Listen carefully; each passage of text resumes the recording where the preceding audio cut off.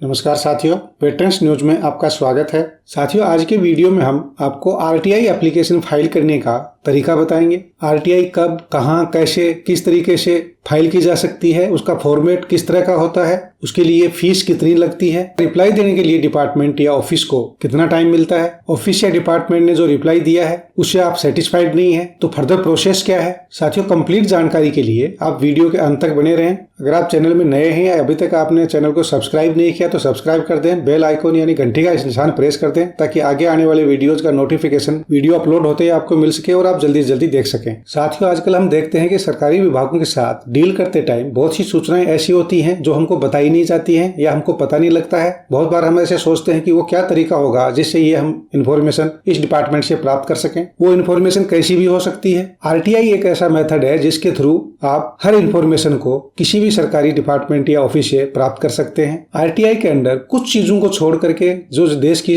सुरक्षा या दूसरी बातों से संबंधित है, आरटीआई एक्ट या आरटीआई अधिनियम 2005 के अंतर्गत हर सरकारी डिपार्टमेंट को हर मांगी गई सूचना का रिप्लाई देना पड़ता है। जैसे आप गांव में पता कर सकते हैं कि आपके गांव में किन किन सरकारी योजनाओं का कितना पैसा सैंक्शनड है, उसमें से कितना खर्च हो गया है, कितना पैसा बैलेंस है, कौन सा काम कंप्लीट हो गया है, कौन से काम की कितनी पेमेंट बाकी है, ये काम किसने किया है, उसका पेमेंट किसको कितना दिया गया है। आप इस बात से ही समझ लें कि लोगों ने प्रधानमंत्री का खाने का मेन्यू और उस पर किया जाने वाला खर्च तक का हिसाब मांग लिया है और वो जवाब उनको मिला है। अभी हाल ही में एक बंदे ने पूछा था कि जो गवर्नमेंट डॉक्यूमेंट है उनमें तो पता लगता है कि मणिपुर गवर्नमेंट ने एक्स-सर्विसमैन के लिए ग्रुप बी, सी और डी में रिजर्वेशन रखा है, पर किसी नोटिफिकेशन में ये पता नहीं लगता है कि एक्स-सर्विसमैन के लिए कोई रिजर्वेशन भी है। साथियों, हमने उनको सुझाया था कि आप एक आरटीआई लिखिए, उसके अंतर्गत आप मणिपुर गवर्नमेंट से पूछ सकते हैं कि एक्स-सर्विसमैन को आपके किस नोटिफिकेशन के अंतर्गत कितना कोटा मिला हुआ है, पिछले 5 साल में आपने कितने एक्स-सर्विसमैन को रीएम्प्लॉयमेंट दिया है, और जो रीएम्प्लॉयमेंट की पॉलिसी है उसकी कॉपी भी मांगी जा सकती है उनसे। उसके लिए कुछ पेमेंट आपको देनी पड़ती है, फोटोकॉपी वगैरह का, वो 2 रुपया पर पेज होता है। अभी बात कर लेते हैं इसकी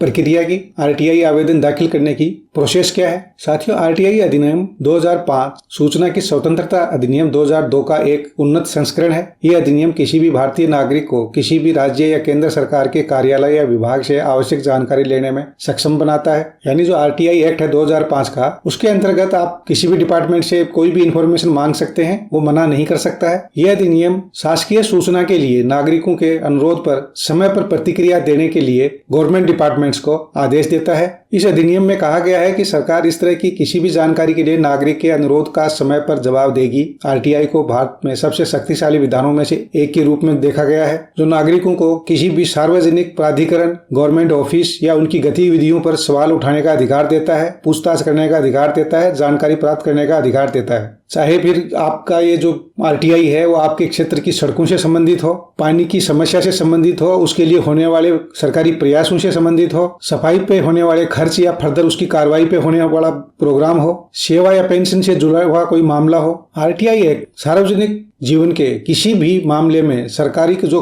क्रियाकलाप होते हैं उसकी जानकारी लेने में एक नागरिक को सक्षम बनाता है। यह अधिनियम हर सरकारी विभाग या कार्यालय के कामकाज में पारदर्शिता और प्रत्येक सार्वजनिक प्राधिकरण के काम की जवाबदेही के लिए आश्वस्त करता है। आरटीआई 2 तरीकों से दाखिल की जा सकती है। पहला है ऑफलाइन, यानी एक आप कागज पे आरटीआई लिख करके, एप्लीकेशन लिख करके किसी डिपार्टमेंट को भेज सकते हैं जहां से आपको इन्फॉर्मेशन चाहिए। दूसरा तरीका आज का मॉडर्न तरीका है, आप उसको ऑनलाइन भी भेज सकते हैं। पहले हम बात करते हैं ऑफलाइन तरीके की, यानी कागज पे लिख करके एप्लीकेशन देने के तरीके की। आरटीआई लिखने से पहले आपको यह तय करना है कि ये जिसके लिए हम इन्फॉर्मेशन चाहिए या जिस डिपार्टमेंट को लेटर लिख रहे हैं वो सरकारी है या गैर सरकारी है। अगर सरकारी है तो केंद्र सरकार का है या राज्य सरकार का है। इसके बाद आप आवेदन लिखते हैं तो वो आप किसी भी भाषा में लिख सकते हैं, हिंदी, अंग्रेजी या जो स्टेट की लोकल भाषा है उसमें लिख सकते हैं। अगर आपको लिखने में प्रॉब्लम आ रही है तो जिस डिपार्टमेंट के लिए लिख रहे हैं तो उस डिपार्टमेंट में एक लोक सूचना अधिकारी होता है, पीआईओ बोलते हैं उसको। पीआईओ यानी पब्लिक इन्फॉर्मेशन ऑफिसर।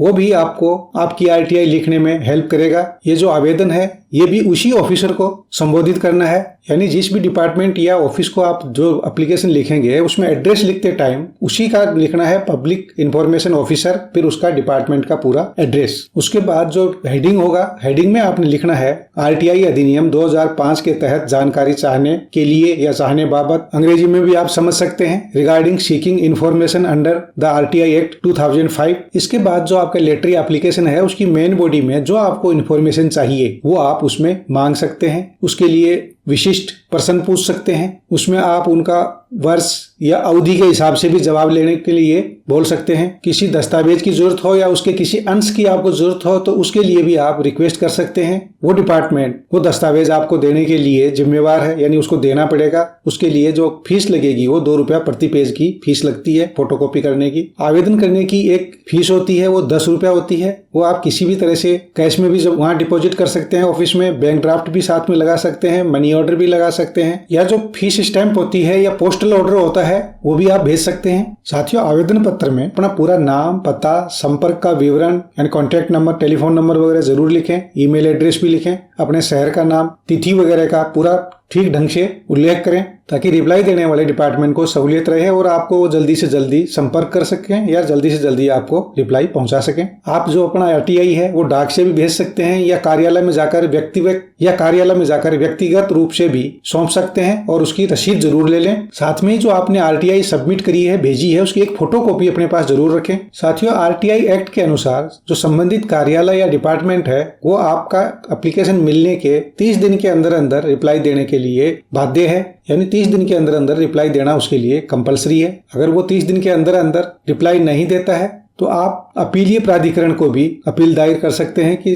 30 दिन के अंदर अंदर जवाब नहीं दिया है। उसी डिपार्टमेंट के अंदर फर्स्ट अपीलेंट ऑफिसर होता है, उसको भी आप अपनी RTI भेज सकते हैं। इसके अलावा आप सूचना आयोग, मुख्य सूचना आयुक्त, राज्य और केंद्र सूचना आयोग हैं, उनको भी अपील कर सकते हैं, उनके पास भी अपनी एप्लीकेशन भेज सकते हैं। नीचे हमने लिंक में एक मॉडल RTI एप्लीकेशन दी है, वो एक तरह से आउटलाइन टाइप है। आप उसके बेसिक स्ट्रक्चर को देख करके अपनी RTI है वो फ्रेम कर सकते हैं, बना सकते हैं। साथियों, इसके बाद आता है RTI सबमिट करने का दूसरा तरीका यानी ऑनलाइन तरीका। इसके लिए आप वेबसाइट पे जाना है www.rtionline.gov.in। उस पे जाकर के वहां पर एक बटन दिखाई देगा आपको, click here to submit request, उसको क्लिक करना है। वहीं पे दिया हुआ है guidelines for use of RTI online portal, उसको भी पढ़ करके आप सारी चीजें पढ़ करके उसके बगल में एक बॉक्स है उसको क्लिक करेंगे। उसके बाद सबमिट बटन को प्रेस करेंगे तो वो आपका पेज खुल जाएगा। वहां पे आप डिपार्टमेंट को चुन करके उसके हिसाब से गवर्नमेंट को, स्टेट या सेंट्रल गवर्नमेंट का है, सारा डिटेल है वो अपने हिसाब से चुन करके भर करके जो आपको चाहिए जानकारी वो पूरा लिख करके RTI फाइल कर सकते हैं। इसमें जो आपका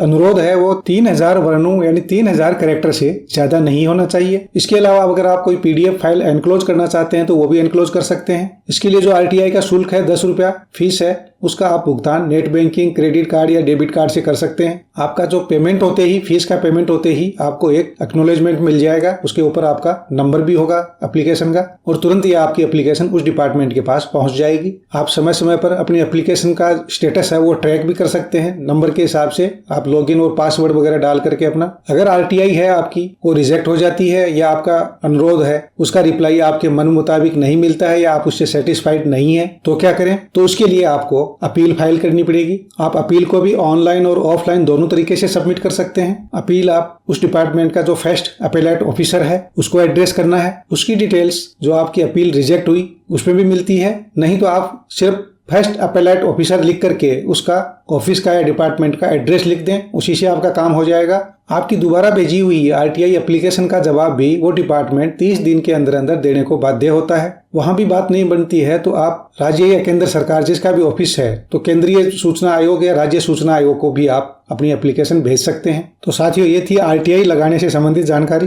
वीडियो में दी गई जानकारी अच्छी लगी तो लाइक करें, अपने साथियों के साथ शेयर जरूर करें। इस मामले में आपकी क्या सोच है, आपके क्या विचार हैं, कमेंट बॉक्स में जरूर लिखें। जय हिंद, जय भारत।